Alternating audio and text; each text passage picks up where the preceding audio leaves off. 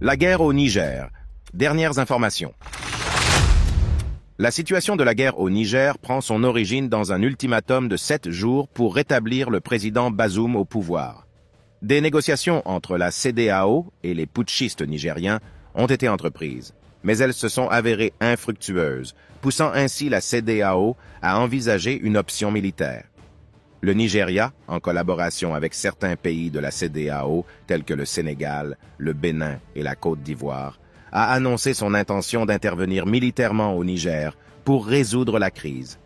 Cependant, cette décision a suscité des réactions de la part du Burkina Faso et du Mali. Ces pays ont émis un communiqué affirmant que toute attaque contre le Niger serait considérée comme une déclaration de guerre envers le Mali et le Burkina Faso. Toute intervention militaire contre le Niger s'assimilerait à une déclaration de guerre contre le Burkina Faso et le Mali. Je répète. Cette déclaration a pris tout le monde par surprise.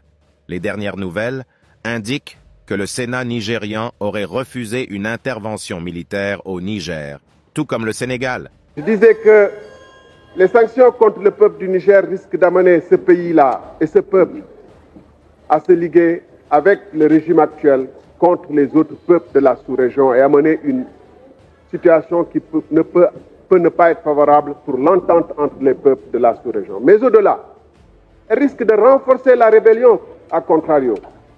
Parce que cette série extrêmement dure de sanctions va priver l'État du Niger de ses moyens de riposte face à la rébellion.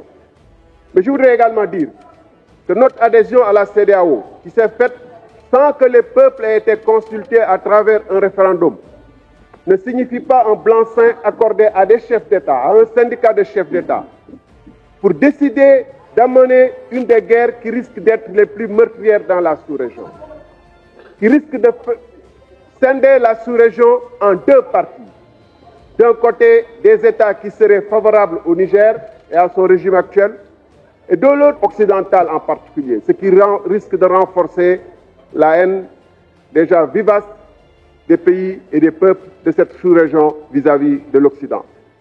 Alors, puisque nous en sommes à la deuxième session extraordinaire, mesdames, messieurs les députés, je pense qu'il est de notre responsabilité en tant que représentants du peuple de pouvoir se saisir de cette question.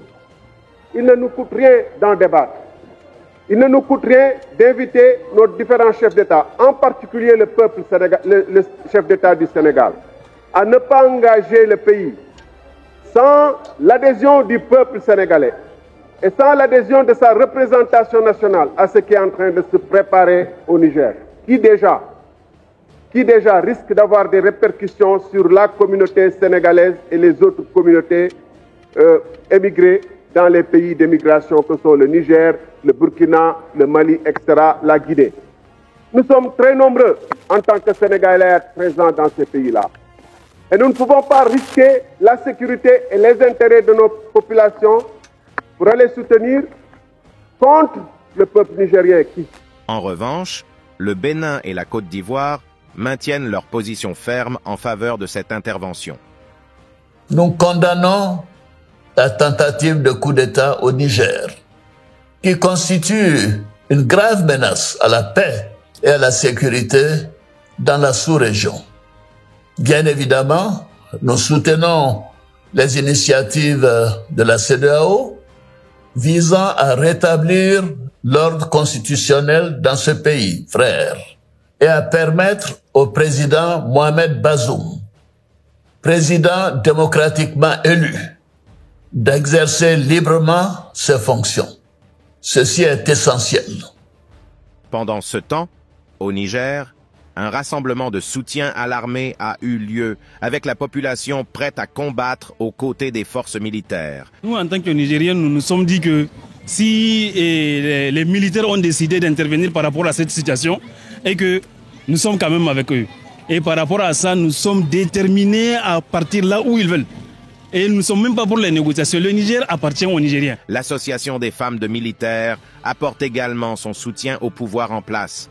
Nous, épouses des militaires réunis au sein de l'association Zarma Anem, compte tenu du contexte, le groupement Zarma Anem apporte son soutien inconditionnel et indéfectible au CNSP pour conduire le pays sur la voie de la paix et du développement. Aussi, nous prions Allah pour que cette noble mission de nos époux soit facilitée. Par ailleurs, nous dénonçons les mesures injustes et illégitimes prises par la CEDEAO contre le peuple nigérien. Nous serons de jour comme de nuit debout, accompagnant nos époux dans la défense de l'intégrité du territoire du Niger. Un événement marquant a eu lieu dans un stade nigérien où l'armée a démontré sa force devant une foule rassemblée. Par ailleurs, il y a eu des rapports de la présence du groupe paramilitaire russe Wagner à Niamey, mais le chef du groupe, Evgeny Prigojine, a rapidement démenti cette information dans son canal Telegram en affirmant qu'il s'agissait d'anciennes images. L'évolution de la situation est suivie de près et l'actualité est en constante évolution. La population africaine est invitée à rester informée en continu via cette chaîne d'information. Enfin, un internaute panafricain s'est adressé à l'état-major béninois pour exprimer ses opinions concernant la situation. Bonjour à toutes et à tous. Je voudrais m'adresser dans cette capsule vidéo au général Futur Bagidi, le chef d'état-major général des forces armées béninoises. Monsieur le général, je vais vous faire lire rapidement un article du journal Le Monde paru aujourd'hui, ce 2 août 2023, qui dit « Le coup d'État au Niger, nouveau coup dur pour la stratégie militaire française au Sahel ». Monsieur le général, vous n'êtes pas la tête d'une milice privée, vous êtes à la tête d'une armée républicaine, monsieur le général Futur Bagidi. Vous n'êtes pas la tête d'une milice privée, mais vous êtes à la tête d'une armée républicaine, d'une armée nationale. Et de votre titre de général, nous présumons que vous maîtrisez 5 sur 5 la géopolitique de la sous-région. Vous maîtrisez 5 sur 5 la géopolitique du Sahel, la géopolitique du golfe de Guinée, vous maîtrisez 5 sur 5. En tout cas, nous présumons que vous maîtrisez cette géopolitique de la sous-région. Et donc, si vous maîtrisez cette géopolitique de la sous-région, vous savez que une agression aujourd'hui contre le peuple nigérien, c'est prendre parti pour la France. Vous le savez mieux que quiconque. Vous prenez parti pour les intérêts de l'OTAN, pour les intérêts macabres de l'OTAN et de la France. Vous le savez mieux que quiconque. Nous voudrons vous rappeler une chose. Le roi Béhanzin, Bioguira, tout ce monde-là n'a pas lutté pour que leur petit-fils que nous sommes, pour que le fils que vous êtes puisse protéger les intérêts français au Sahel, au Bénin, au Niger, dans tout le golfe de Guinée. Vous n'êtes pas là pour ça, monsieur le général. Vous êtes là pour nous protéger. Vous n'êtes pas là pour nous agresser. Vous êtes là pour nous protéger des officines françaises, des officines atlantistes. Vous êtes là pour nous protéger, monsieur le général. Je voudrais juste vous rappeler cela. Dans cette histoire, il n'y a pas de juste milieu. Soit vous défendez les intérêts africains au Niger, soit vous faites le jeu de l'OTAN et de la France. Et là où vous êtes en train d'aller doucement comme ça là déjà, en allant à Abuja pour prendre une résolution d'agression du peuple nigérien, vous êtes en train, je vous le rappelle encore, en train de faire le jeu de la France, en train de faire le jeu de l'OTAN. L'OTAN qui a déstabilisé toute la sous-région. Et vous n'êtes pas sans savoir que ce sont les entreprises françaises en grande partie qui financent le terrorisme. Vous nous avez promis lutter contre le terrorisme, vous ne nous avez pas promis agresser les peuples qui sont en lutte pour leur souveraineté, qui sont en lutte pour la souveraineté militaire, la souveraineté économique, la souveraineté financière et tout ce qui s'ensuit, monsieur le général. Vous êtes là pour nous protéger, pas pour faire le jeu des entités esclavagistes, des entités impérialistes qui voudraient notre sous-sol, qui voudraient que nous n'existions plus pour qu'elles puissent exister, elles. Monsieur le général, vous êtes face à l'histoire. Prenez vos responsabilités. Vous n'êtes pas, je vous le rappelle pour une dernière fois, vous n'êtes pas la tête d'une milice privée qui appartiendrait à M. Patrice Talon. Vous êtes à la tête d'une armée républicaine, monsieur le général. Il est essentiel de continuer à suivre l'évolution de la situation, car les développements peuvent changer rapidement et avoir des répercussions importantes dans la région. Bonjour, chers Africains. Moi, je vais m'adresser spécialement aux militaires béninois. J'ai lu dans la presse où on dit que l'armée béninoise est prête à intervenir au Niger. C'est quoi votre problème? Vous êtes mal nourris, vous n'êtes pas bien payés. Vos collègues désertent les rangs. Vous désertez les rangs. On sait, parce que ça ne va pas. Mais c'est ça le développement selon vous? Moi je vous plains parce que c'est vraiment dommage que les gens sont parvenus à mélanger l'Afrique de l'Ouest. Oui. C'est-à-dire, on veut vous amener à vous s'entretuer, quoi. Sinon, je ne vois pas ce qui est là. Si le peuple souffre, le peuple nigérien souffre, tout le monde sait que le Niger est le pays le plus pauvre en Afrique de l'Ouest.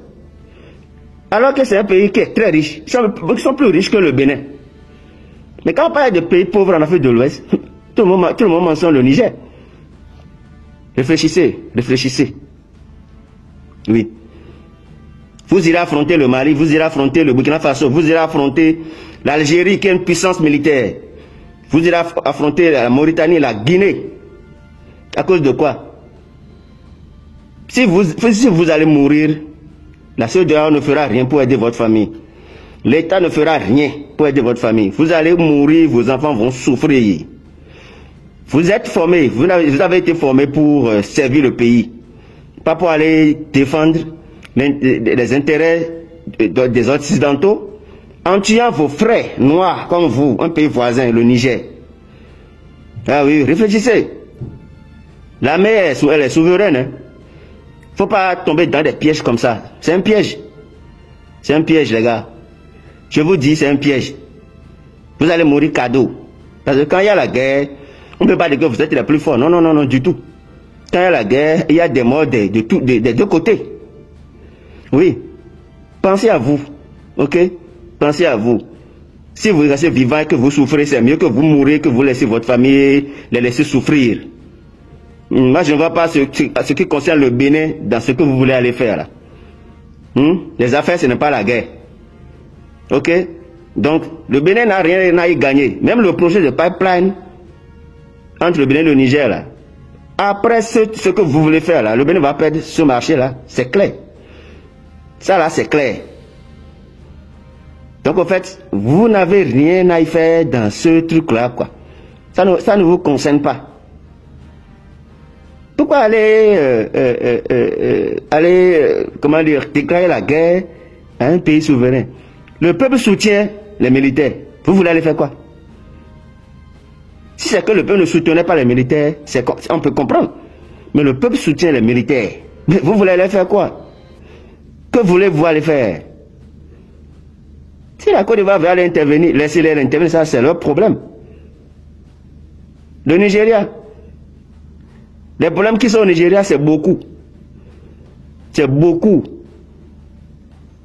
Et dans les rangs nigériens, il y en a qui vont déserter. Vous ne comprenez pas, au fait. Vous ne comprenez rien du tout. Si vous allez vous jeter dans la gueule du loup, les gens vont vous massacrer. Et vous allez mourir partir. L'armée sera toujours là. Vaut mieux de mourir pour votre terre que d'aller mourir pour les intérêts de quelqu'un d'autre, en tuant vos propres frères. C'est-à-dire, l'Africain sera toujours bête. Parce que les Européens vont vous regarder, ils seront en train de rire, boire du champagne. Et vous serez en train de vous entretuer. Ils seront en train de boire du champagne. Ils seront en train de rire. Regardez ces animaux. Ils s'entretuent. Vous avez pensé à ça? La CEDEAO n'est pas crédible. Avant que la CEDEAO ne soit crédible, vous devez vous réorganiser. Réorganisation de la CEDEAO. La CEDEAO n'est pas une organisation militaire, je suis désolé. Le Bénin, je m'adresse aux Béninois, l'armée béninoise. Ne vous mettez pas dans ça. Non, ça ne vous concerne pas. Ça ne vous concerne pas. Laissez les Nigériens se défendre eux-mêmes. Vous comprenez? La population soutient l'armée. Vous voulez quoi?